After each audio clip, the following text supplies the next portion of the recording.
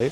अरे ज्या इंद्रायणी नदीला आम्ही पवित्र मानतो, ज्या इंद्रायणी नदीवरचा पूल आहे ती पडून 4 माणसं तिथं मृत्युमुखी पडले।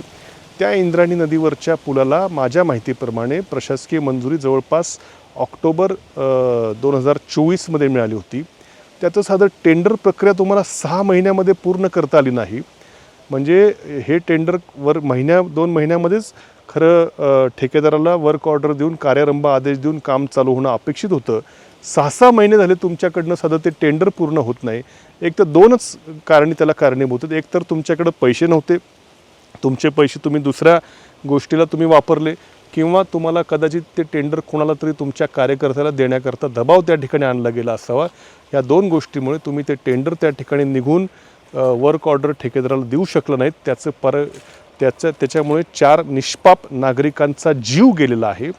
आणि म्हणजे तुमच्या या भ्रष्टाचारामुळे असेल किंवा पैसे दुसरीकडे वापरण्यामुळं या महाराष्ट्रातल्या नागरिकांचा अक्षरशः जीव जातोय, तरी देखील तुम्हाला याची काही पर्वा नाही। खरं सार्वजनिक बांधकाम मंत्री कोण असेल त्यांनी याचा काहीतरी मनाची लाज वाटून खरं राजीनामा द्यायला पाहिजे। मुख्यमंत्र्यांनी राजीनामा द्यायला पाहिजे, पण ते खूप लांबची गोष्ट आहे।